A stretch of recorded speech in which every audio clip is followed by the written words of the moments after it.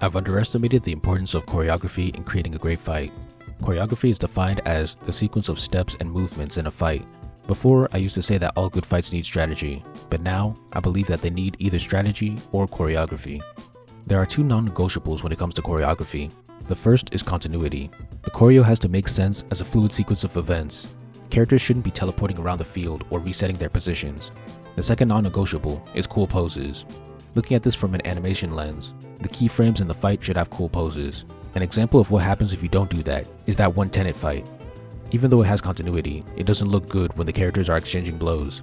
This is where I'd give examples, but I already did a great video on manga choreography on my side channel, so check that out after. I'll put some panel animations on the screen. Here are examples of good choreography in manga. As you can see, each important panel has a cool pose, and if you play all the panels in a sequence like an animation, it works because the continuity is kept intact. Every panel is like a key frame.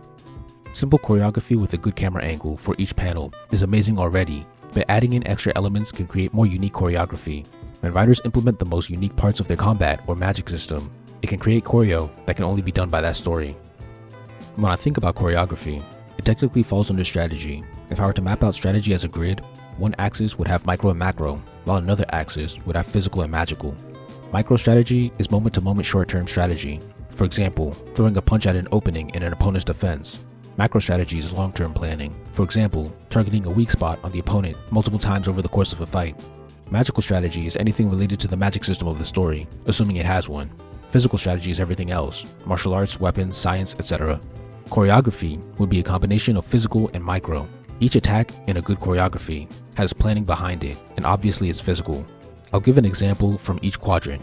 An example of magical micro-strategy is when Josuke fixes the debris in his shoulder back to the pavement, allowing him to fly back and evade. An example of magical macro-strategy is Sasuke forcing Danzo to use up all of his Izanagi eyes, while placing a Genjutsu on him to make him think that he actually has more than he does. An example of physical macro-strategy is Mr. 2 using his extended kicking range to outrange Sanji. A good fight has to use at least one of these four quadrants. I hold the magical quadrants in higher regards because of the output ceiling. The best purely physical fights I know are Jackie Chan fights and the Mission Impossible bathroom fight. The best moments in those fights don't match up to the best magical moments that I know.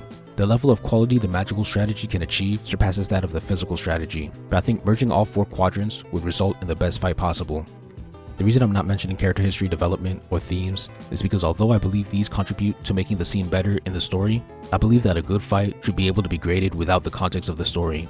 Think about it like this: if you were analyzing the quality of a boxing match, would you be talking about the history between the boxers or the tactics used in the fight? Of course, if there are magical rules, those should be included with the cutout, but things like plot, character, and themes shouldn't be required for the fight to stand strong.